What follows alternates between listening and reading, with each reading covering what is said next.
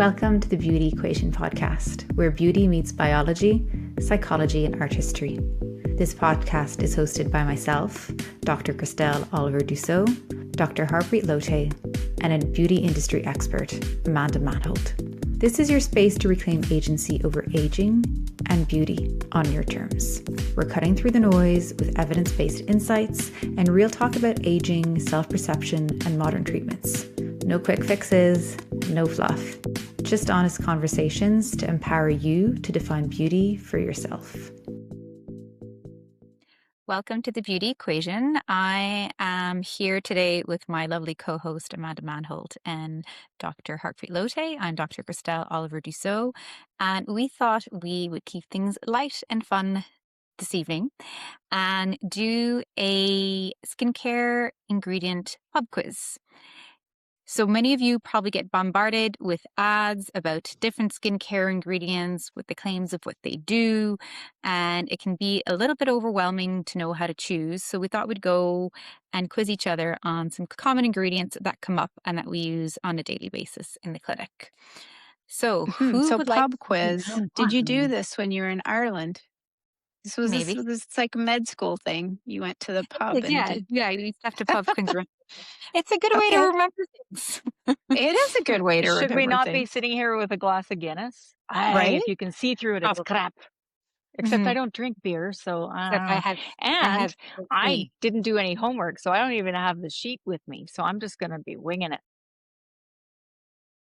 You'll do fine. So I'll Yeah. start out. Okay.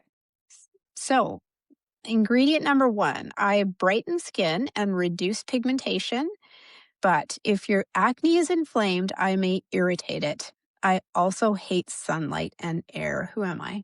Vitamin C. Yes. And also rosacea prone skin, I would say, too. Yeah. Doesn't love it either. I have rosacea prone skin, and too much vitamin C. Yeah. It can be irritating for sure. Yeah. And then it does oxidize fast. That's why Yeah. when you're buying something, you want to make sure it's if it's a serum or liquid, that it's in a opaque container or Mhm. something that doesn't let sunlight in, because it oxidizes very fast, and it doesn't play nicely with a lot of other ingredients. It gets denatured very quickly. So, those are some things to think about. There's now new formulations where you can make the vitamin C without water, or an anhydrous formulation. But Yep. this is where you want to go with a brand that's a little bit more elevated, so that you're getting the most out of your vitamin C, I would say. And not just a nice smelling serum that's not really doing anything at all. Exactly. Except smelling nice. Yeah. And it's awfully Right. close to your nose, so.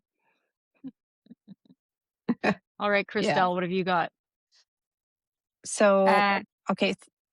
Do you want me to do all of round 1, or? You may as well How do do we round 1. I'll do round 2. Yeah. Okay. All right. Question number 2. I unclog pores, reduce oil, and help calm inflammation. I am oil soluble and can travel deep into sebaceous follicles. I want to answer all the Salicylic questions. Okay, acid. answer all the questions. Oh, sorry, I jumped. Sorry, I got excited. No, it's Go over. for it. We need a buzzer. Oh, we Next do. time we I need a didn't think this buzzer. one through. Salicylic acid, I like to explain to people that it's like liquid plumber for the pores. Yeah. Because it'll get down in that follicle and clean out all that sticky sebum, right? Yeah. Really good if you have larger pores. It's also really good if you've got those bumps on the back of your arms. It can really help with those. Although there's another ingredient that might come up later that's a little bit better for that. And there's different formulations for it too. It can come in a body wash and comes in creams and serums with different concentrations. So it's quite readily available. But it can be strong, so sometimes will cause some irritation in some people. But if you're someone who's oily with large pores, this is your friend. Alrighty. Number 3. Dermatologists love me for acne and aging. I increase cell turnover and stimulate collagen, but I can make skin dry and sun sensitive. Who am I? Retinol. Not Yes. Ricola. No, I'm just kidding. Yeah. One of our favorites, right? Yeah. There's I not think a it's lot of people who can't use retinol. Just if you're pregnant, you don't want to use Mhm. it. But it is a great ingredient and one of our more studied ingredients as far as Mhm. anti-aging, collagen induction, and our skin grows in layers. I like to think of it as a brick wall where you have like the bottom layer. That's kind of where your cells, your skin, your epidermal cells are made, and they sort of are created and then migrate up to the top layers of the skin and then slough off. And that cell renewal cycle happens a little bit more quickly when we're younger and it slows down as we get older. And retinol does increase the speed of that, which is really nice. Yeah. And it helps stimulate collagen. It's a great ingredient, but it can be a bear to get acclimatized to. So Yeah. people complain of their skin being dry and irritated. Do you guys have some tips and tricks for people? Yeah, I think a lot of it depends on the formulation, and the strength. So you have what's readily available over the counter, which are usually like retinols, Mm. or retinals. They're a little bit gentler. And, you could start by using it maybe 2 to 3 times a week and gradually build your tolerance. Or if you wanna power through, usually that flare will be around week 2 and 3, and that'll ease off, and you'll start to have, as opposed to saying it actually makes your skin more sensitive and thinner, it eventually will thicken your skin and make it stronger. Mhm. Acne, the formulations that we have, the prescription strength are like your tretinoin, your adapalene, all of those, they're much, much stronger. And so you expect a much stronger reactions. And there's different ones that will cause more redness and flakings and others that are more Mm. tolerable. And they're not types of ones that you would be using in anti-aging. You'd use them more in acne until you get your acne into remission and then maybe wean off because they are that much harsher. There is sometimes the sandwich method can help. So putting a bit of moisturizer underneath your prescription Mhm. medication that over and afterward, and then another layer on top. But really, with your anti-aging retinols, you shouldn't really need to do much of that. And usually, you'll be able to power through, or just space it out a few times a week. I like to think of it like a gym for your skin, right? Hmm. So I say, if you don't ever run and you decide that tomorrow you're going to run a marathon, it's probably not going to go real well. Right? And so another way is to, gradually introduce these things in small doses. And then as your skin gets a bit more acclimatized, you can go a little harder if you want. I think Mhm. that's the way most people like to do it. I Hmm. think so too. And I like it when people can get to the point where they're tolerating whatever they're on a daily basis. Yeah. Hmm. And with respect to the sun sensitivity, a lot of people will go off of their retinol in the summertime. And I do Okay. not recommend that. I do not recommend that because your yeah, because the sun sensitivity should actually return to baseline at about 8 weeks, Mhm. long shot at about like 3 months, maybe. So, you've spent all this time and effort getting used to using the retinol. You're finally using it every day. And then what? You're going to quit in the summertime? Not a good idea. But what's a better Yeah, idea is it's like, yeah. yeah, use your sunscreen. They work Yeah. really well. Use a mineral sunscreen, SPF 30 plus. Stay out of the Mm. sun. It's not good for you all the time anyway. And And we're not saying, stay no, on your don't retina. go out in the sun and don't enjoy your No, life, of right? course I mean, not. No, but just be smart. no. Wear a hat and don't like lay Mm, there with your face in the yeah, radiation at noon. yeah. There's balance People, to everything, right? balance Sunshine. people. We know that sunshine and vitamin D is good for our health, but we don't Yeah. we don't want to be excessive about it for sure. All right. Number 4. I am extremely hydrating and can hold up to 1,000 times my weight in water. I am naturally found in your skin, but decrease with age. Who am I? Hyaluronic Hyaluronic acid. Come on. I don't even acid. need a cheat sheet for this. I Yeah, don't you're a have the star. numbers in front of me. I just printed my section of the quiz.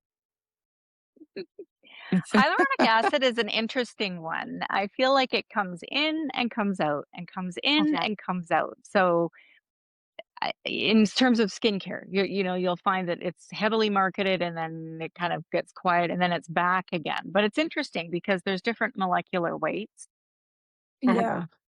and we naturally have hyaluronic acid, right? Yeah. It feels really good. I Mhm. don't know how much of it gets into your skin. And, when you look at skin ingredients, the size of the molecule matters. So Mhm. only ingredients and molecule sizes under 50 kilodaltons, I believe that's the unit of measure, will get into your skin. Mhm. There are new formulations where they can take large molecules and pack Mhm. them into these little nanospheres that are under that size and to deliver them into your skin. So in with these larger molecules, the delivery system matters a lot. And I Mhm. would venture to guess that most of the skincare out there that has hyaluronic acid, which is a big molecule, even when it's small, most of them, it's not getting into your skin, but it feels nice and Mhm. Mhm. it acts like a barrier almost. That's how I've found it to be useful. Um, but it's not doing much for your skin functionally. When you look at the data behind retinol and vitamin C, we know vitamin C will brighten and pigment. We know retinol will help with anti aging. Salicylic acid has been proven in acne. There's a lot of data behind those ingredients. Mhm. Hyaluronic acid, not so much. We Mhm. inject it, fillers, that works because you're injecting it. Yeah. But in your skincare, it's not clear to me how helpful that's going to be. And I Yeah. feel like, using things that stimulate your own production of hyaluronic acid are always a good idea, right? Hmm. Hmm. Yeah. Yeah. Yeah, for sure. Okay. Moving on to round Hmm. two. Mm. Okay. I reduce redness. I strengthen the skin barrier. I can help with pigmentation. And many people tolerate me better than vitamin C. Who am I? It's a trickier one. It is. Niacinamide. Yes. Oh, okay. That's not what I was I going to was say. like, So I'm glad I didn't open my mouth. I mean, it was a very broad question. It's gotten a lot It's of kind of a popularity in the last couple Yeah. years, and it is used in many different scenarios. And mhm, yes, it is much more tolerable than vitamin C. I don't know if I would have put it in the same category as vitamin C though, because it works quite differently. mhm. And it's more of like a calming agent, and you see it It's an formulated. anti-inflammatory. Yeah, you see it in a lot of some skincare, Wait a like some minute. face tools. What's the thing about the flushing? Isn't there some medication that causes a flush uh, Niacin taken orally, yeah. Yeah, orally? yeah, Yeah, Huh. yeah. yeah. Interesting. All It's a right. good ingredient. How is it for pregnant women? There's more data, usually more on breastfeeding, and LactMed is a really good database where you can find out, and they'll Mhm. give you information on the amount that's actually secreted in the breast milk. So you can sometimes extrapolate That's great. evidence from that. But, anyways, niacinamide overall, good in your face wash to calm your skin, used in a Mm, lot of moisturizers or creams really to reduce that inflammation and calm the skin, and orally for skin cancer, mhm. reducing the risk of recurrence of skin cancer. So, moving on. Next question. I gently exfoliate the skin and improve texture. I'm water soluble and I work more on the surface rather than inside the pores. Are we talking about alpha hydroxy acids? It Hmm. is, I believe. Yeah. Yeah, That's it's my favorite thing in the whole wide world. I just glyc love yeah, glycolic acid, right? or glycolic. Hmm. Yeah, I just Mhm. love it. Oh, just makes your skin feel like silk. But initially, some people they find it a bit irritating, right? Or Yeah, it's an stingy, acid for sure. yeah, they'll Yeah. be like, oh, it stings, oh, it burns. And then sadly, I'm so beyond anything stinging or burning. I'm like, come on, burn. It doesn't anymore. Because again, I Yeah. think I'm just used to it.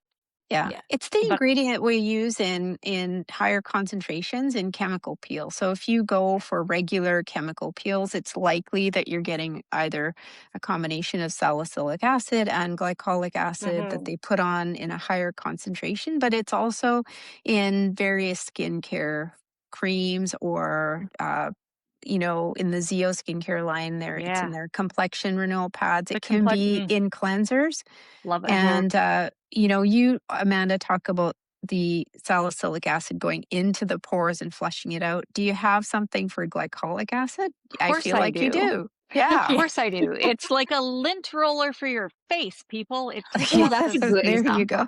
I it like just it. takes off the crap that shouldn't be there anymore. Because here's the thing: if your skin, so often people will say, "Oh, my skin is rough and dry," and there's rough and dry like my husband's feet, and then there's rough and dry like when the skin just looks kind of dull, and it's usually because this, our cellular turnover has gotten slower and slower and slower, and we're not exfoliating regularly. And oh my goodness, just swipe some of that on there, and I love the within a day glow or Right. too. two, Yeah.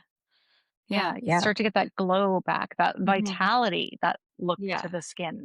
Yeah, Yeah. love it. Yeah. It's a good one. Yeah. Okay. Next one. I help fade pigmentation by interrupting melanin production, but I can irritate sensitive skin, and I'm sometimes used in prescription formulations. Who am I? Hydroquinone, I can't help myself. That's good. I love this. This is a great idea. Nerding out with like ingredients. And it's funny because I didn't think I was like an ingredient person. I'm definitely interested You're in totally an ingredients. ingredient person. What are you Yeah. talking And about? I think it's because Yeah. we approach it from a different lens usually. But yeah, Yeah. Well, hydroquinone, oh my goodness, man, oh man, have we seen some amazing results in terms of, lightening up pigmentation, yeah, particularly with those people that have that stubborn, tricky melasma where we have to be Mhm. so careful. You beat it up too much and you just make it worse. So Mhm. um, every year I'm just blown away with some of the results that people get. But it's about consistency, friends. Mhm. I'm Now, almost having done my said hydroquinone course. I think was I telling you guys that I Yeah, your almost skin looks amazing. and because I had quite a lot of melasma, particularly around my eyes and my upper lip after my babies, and kind of took it slow with the different, like the brightening ingredients, some of which we've mentioned earlier today. But it is something that requires a lot more. It's much more protocol driven, and like Mhm. Mhm. I put, if you're someone who's gone on this before or you're thinking about it, I've actually put in the steps. It's one of those that does have a lot of steps on my mirror for morning and evening, and it is something that you do for good. I'm doing mine for 3 months, but you can do it a little bit longer. It's important to wean off, and Mhm. we've seen at some of our dermatology conferences that we go to, when you overuse it, how it can have the opposite effect, and you can end up Opposite with and worse. yeah. So it's something, definitely not something to do on your own, and definitely something to do No. under guidance. And that's the reason Definitely. why it's prescription as well. So Uh, in love it. many countries, you can get hydroquinone over the counter and in higher percentages. And Mhm. because it works so well, people get a little addicted to it. Yeah. And it does globally fade the skin. And in some countries where lighter pigmentation is valued, you have people using it for years, and then you get something called onychronosis, which is Yeah. almost like a tattooing of the skin in terms of pigmentation, Blue. and it's Again, blue, so it's Oh, it's not it's terrible. not a good look. So we love the ingredient, and it's got its place, and many of our patients who do have melasma might use it once a year or every other year or something like yeah. that. But short courses, Mhm. weaning on, weaning off, super important under medical supervision, like you Yeah. said, for sure. We don't Yeah. let people just come in and buy it off our shelf. They have to have a consultation, they have to have a follow-up appointment. We have a very strict plan for them, and they get amazing results. Amazing. I am a lipid, which is a type of fat naturally present in the skin barrier. When levels drop, skin becomes dry and irritated. Many moisturizers include me alongside cholesterol and fatty acids. Who am I? You're gonna know this, Amanda. I know It's it, but it's it's ceramides. yeah, okay, fine. Yeah, I I knew knew that. you Your did skin know that. is the way I like to think about Ceramide it. 3, ceramide 6, which one? Hmm? I think when we talk about one thing just to mention, and I always like to talk to people about active ingredients is, people are like, well, what if I've got the 1% or the 0.5 or the this or the that? And so percentage of an active ingredient does matter, but equally, I think important is the type of active ingredient Mhm, and the formulation, as we touched on before. So you can have, like, if we're talking about our the gold standard for anti-aging, if we're talking about retinol, you can have a 0.25, a point 0.5, a 1%, what have you. mhm. But if they're different brands or they're formulated different, sometimes that point 0.5 can knock your socks off compared to the 1% and be quite surprising because of the way it's delivered into the skin. Right. And I think too, when we talk about types of ingredients, vitamin C, for example, there's certain types of vitamin C that your skin is more can recognize more readily and use. Like L-ascorbic acid would be one type of like. There's many different versions or formulations of vitamin C, so it's easy to sort of get pulled down the marketing path that's out there and you do all the reading and try the right things and then sort of maybe be disappointed because maybe it wasn't the right type, formula, or percentage. One thing I often think about, things that are sold en masse, in terms of active ingredients, it's important to remember that typically I feel like those products are often a little bit damped down in terms of the intensity that they provide. Because remember, we talk about there is no change without a reaction in the skin often. And if someone goes to the pharmacy and buys a cream and they take it home and they get really red, it's not uncommon for people to think that they have an allergy, they have a reaction, they're going to Mhm, return that product. So I always feel like oftentimes those products are going to be quite mild in terms of formulation, which is fine, but you don't typically get the outcomes, right? mhm. Whereas medical grade skincare where you're guided, we can talk you off a ledge and say it's okay, you're going to be fine, or take this, it'll get you through the hump, but we Yeah. actually see meaningful change in the skin. So that's why I love medical grade skincare. I love the products we work with. Mhm. I think it also like depends what you're trying to achieve, right? Like so with the retinol is definitely the reaction. Ceramides I see a lot more in when I'm doing work like with my eczema patients or those who have very, very Hmm. sensitive skin, and a lot of the products will Yeah. have that. We use it a lot in our moisturizers as well that we use in the anti-age, but like if I wouldn't really consider ceramide like a potent active. It's more just something that we do have in our skin, and it's like that Hmm. glue that helps restore that barrier that's often broken in skin conditions like eczema, atopic Yeah. dermatitis. And you can use it seasonally, right? So there are certain times of the year when your skin and the atmosphere is drier. So for us in the Hmm. interior of British Columbia, it's quite So, dry in the winter so time. true. So sometimes we will add a ceramide containing moisturizer that you'll use just for that season. And Hmm. then during the rest of the year, your skin is fine. So it's not something that you need to use on a consistent everyday basis, but it's good to have Mhm. that little rescue when you're a bit drier for sure. Yeah. Okay. I have one more on my list for tonight. Okay. I brighten skin. I help reduce pigmentation, but unlike hydroquinone, I am gentler and I am also safe in pregnancy. Ooh, Are we talking azelaic about acid. kojic acid? That can be used too, That but I think, that could be used yeah, too. Yeah. Yeah. yeah. Good. So Hmm. they're both actually there you go. Both two answers for this question.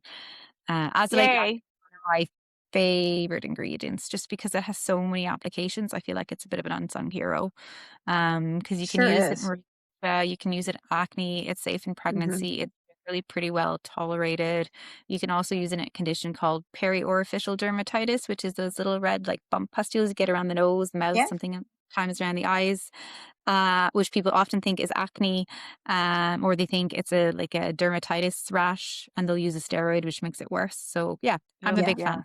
azelaic acid. Yeah, Very, very it's handy great one. in pregnancy because oftentimes that's when melasma first comes up. So that's, Mm, its effect on pigmentation is very nice for that. yeah. Oftentimes people are coming off, they're off their birth control pill and their Mhm. hormones are changing throughout pregnancy and they have more acneic skin. They don't have a lot of options.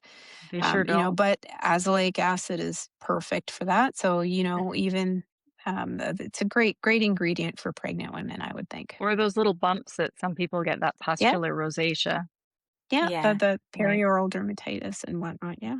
Yeah. Yeah. Excellent, that was fun. Glad you liked it. Excellent. I'm giving myself a gold star. Yeah, gold stars Yeah, all around. If yeah. those of you who are listening enjoyed this format and would like us to do more pub quiz formats every once in a while, do send us an email at info@thebeautyequation.com, or if there's any particular topics that you want to cover, reach out to us. And next time we will probably be digging into a little bit more of those bioregenerative type treatments that we've been teasing you all about. So stay tuned and make sure to subscribe so that you will be notified when the next episode is released. Until next time. Bye for now. Bye-bye. Before we wrap up, just a quick reminder. While we're medical professionals, everything shared on the Beauty Equation is for informational purposes only and isn't intended as medical advice. This podcast doesn't establish a doctor-patient relationship, and any medical or aesthetic decision should always be made with a qualified healthcare provider. Our views are our own and don't necessarily reflect those of our employers or affiliated organizations. And remember, the field of aesthetics is always evolving, so information may change over time. See you next time on The Beauty Equation. Thank you for tuning in today. If you enjoyed today's episode, don't forget to like, comment, and share it with someone who might need to hear it too. We'd love to hear your thoughts or questions. You can send us an email at info@thebeautyequation.com, and you might hear your question answered in future episodes. You can also find us on Instagram at Dr. Christelle MD, at H. Lotay MD, and at Crow's Feet and Confidence. Until next time, keep questioning the equation.